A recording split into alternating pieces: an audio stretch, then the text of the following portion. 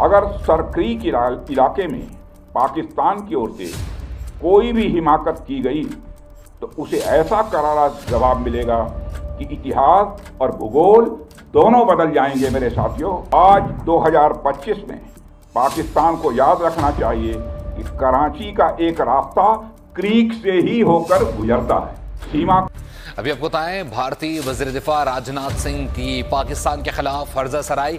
राजनाथ सिंह ने एक जानिब तो भारत पाकिस्तान के साथ एक और एडवेंचर की तैयारी कर रहा है और ये एक ओपन सीक्रेट है, और अब भारत के वज़ीर दिफा राजनाथ सिंह ने एक धमकी दी है पाकिस्तान को।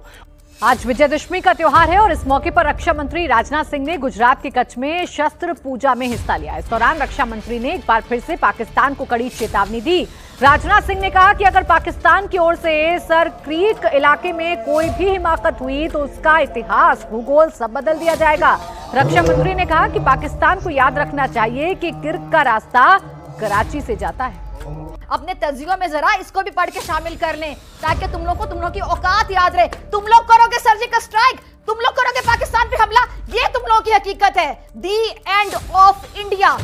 और उतार चढ़ाव पाकिस्तान और भारत के दरमियान जारी है।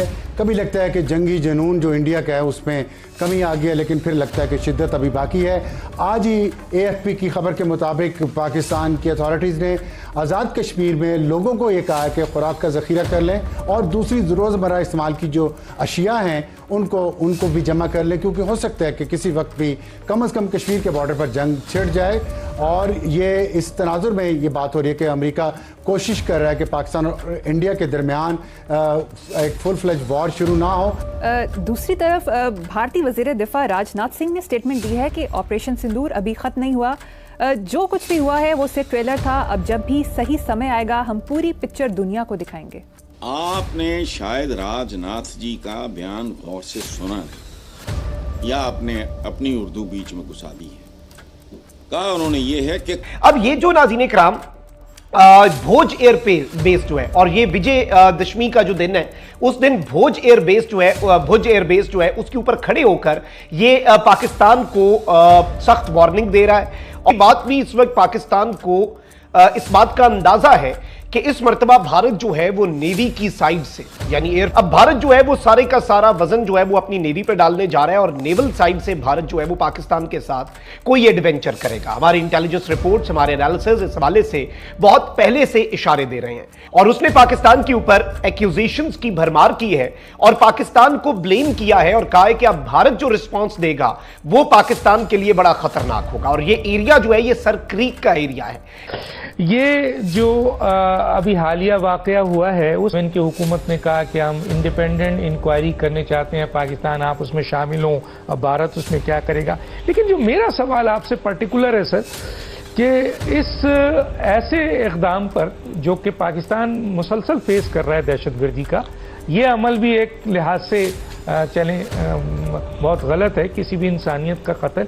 लेकिन जो भारत एकदम पाकिस्तान पे इल्ज़ाम लगाया है और जो उसने एक्शन लिए हैं सारे, उन एक्शंस में एक ऐसा एक्शन लिया है जो उसका इख्तियार नहीं था, एक तरफा उसने ये फैसला किया है उस ट्रीटी को जो 1960 में वर्ल्ड बैंक की सालिसी से हुआ था उसे ख़त्म कर दिया या मुअत्तल कर दिया या मनसूख कर दिया। उस पर सर मैं ये सवाल रखना चाहता हूँ कि आलमी दुनिया, वर्ल्ड बैंक क्यों खामोश है? वहाँ पे बड़े जो थिंक टैंक्स बैठे हुए हैं, वहाँ पे ऐसे आर्टिस्ट जो कि बहुत काम करते हैं, इंसानी हुकूक के लिए काम करते हैं और लोगों के लिए आवाज़ उठाते हैं, ऐसे ऐसे लिरिक्स लिखते हैं। वहाँ पे जावेद अख्तर साहब, मैं उनका जिक्र इसलिए कर रही हूँ कि जावेद अख्तर साहब आपके लिरिक्स मैंने भी बड़े पढ़े हैं, आपके जो बहुत से गाने उनको हमने भी सुना, क्योंकि हम हसद नहीं करते कि क्योंकि टैलेंट अगर सरहद से पार बैठा है तो हम हसद करें। टैलेंट की सर कोई सरहद नहीं होती। तो जावेद अख्तर साहब आप जरा लिखे ना, नरेंद्र मोदी साहब जो जुल्म कर रहे हैं, जुल्म की दास्तानें रकूम करें, क्यों नहीं लिखते आप लिरिक्स? और हम तुम्हें अपने आप पे इज्तिमाई रोना नहीं आता, तरस नहीं आता। What kind of a nation we are? क्या मसला है हमारा? हमारे इश्यूज क्या हैं? हर बंदा एंडी लंबी लंबी जुबान, जिसको देखो मुझे कोई दिलचस्पी नहीं। They are grown up boys, देखते आ रहे हैं, समझ नहीं आती क्या इशू है हमारा। Is that an issue? लेकिन नहीं, खौफ ज़दा लोग लालची लोग, हवस के मरे हुए लोग, अक्लों पैदल लोग। दोस्तों, भारत के डिफेंस मिनिस्टर ने एक दफ़ा फिर पाकिस्तान को जो है वो टारगेट किया है, और इस दफ़ा उन्होंने ये कह दिया है जनाब कि हम जो सरक्रीक के इलाके का जिक्र किया, that is a different thing. They don't talk about the, by the way मैं सरक्रीक वो के आया हूँ, मैंने देखा हुआ है। उन्होंने कहा जी कि 78 साल हो गए हैं, हमारा सरक्रीक के ऊपर जो डिस्प्यूट है that is still there, he is right, but India table पे बैठना ही नहीं चाहता।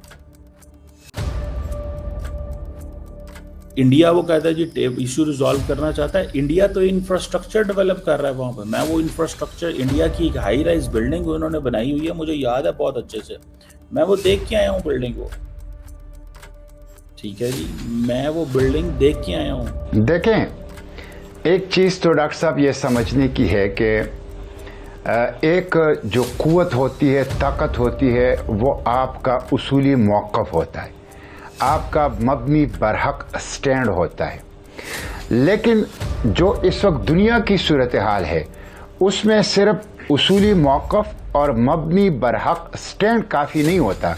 दुनिया उसूली बुनियादों पर इन चीज़ों के साथ खड़ी नहीं होती, बल्कि उसके साथ साथ आपके साथ कुव्वत भी होनी चाहिए और ताकत भी होनी चाहिए। तो ये अलमिया है कि हमारी जो दुनिया जिसमें इस वक्त हम रह रहे हैं, ये अमन की और फाख्ताओं की दुनिया नहीं है, ये उकाबों की और चीतों की दुनिया है। इसलिए आप उसूली मौक़िफ़ भी रखें, आप मबनी बरहक स्टांस और स्टैंड भी लें, लेकिन उसके साथ साथ आपको अपने दिफा के लिए ताकतवर भी होना चाहिए और भरपूर कुव्वत का मुजाहिरा भी करना चाहिए। इसके बगैर नहीं होगा। नरेंद्र मोदी ने अपनी पॉलिटिक्स ठीक करनी है और उसके लिए अब वो कुछ ना कुछ एडवेंचर करेगा। दोस्तों, अगली बार अगर पाकिस्तान ने कोई हिमाकत किया तो उसके हिस्ट्री ज्योग्राफी बदल देंगे। ये दोस्तों शब्द मेरे नहीं है, बल्कि हमारे डिफेंस मिनिस्टर राजनाथ सिंह जी के हैं कि दशहरा के मौके पर आज उन्होंने पाकिस्तान को एक तगड़ी सी वार्निंग लगा दी है। सरक्रीक के इलाके को लेकर उन्होंने कहा है कि अगर वहां से कोई भी गुस्ताखी होती है, कोई भी हमें चूजा दिखती है, तो भारत पाकिस्तान का हिस्ट्री ज्योग्राफी बदल कर रख देगा। और पाकिस्तान को यह नहीं भूलना चाहिए कि सरक्रीक से ही एक रास्ता कराची का होकर जाता है। तो पिछली बार लाहौर था, अगला टारगेट हमारा कराची होगा। जैसे ही राजनाथ सिंह ने बयान दिया, मानो पाकिस्तान के सीने में आग लग गई कि ऐसा कैसे कह सकते हैं, भारत हमेशा जंग की बातें करता है। एक तरफ दोस्तों इनका देश टूटने के कगार पर है, पीओके हो, बलूचिस्तान हो, हर जगह अफरा तफरी मची हुई है। ऐसे समय में राजनाथ सिंह का ऐसा स्टेटमेंट देना पाकिस्तानियों के लिए ऐसा लग रहा है कि जैसे दोस्तों इनके सीने पर किसी ने वार कर दिया है। तो दोस्तों, पाकिस्तान को यह वार्निंग याद रखना चाहिए कि चाहे खेल का मैदान हो या फिर जंग का मैदान हो, हार। तो दोस्तों, पाकिस्तान को यह वार्निंग याद रखना चाहिए कि चाहे खेल का मैदान हो या फिर जंग का मैदान हो, हारना पाकिस्तान को ही है। अपनी औकात भी नहीं भूलनी चाहिए।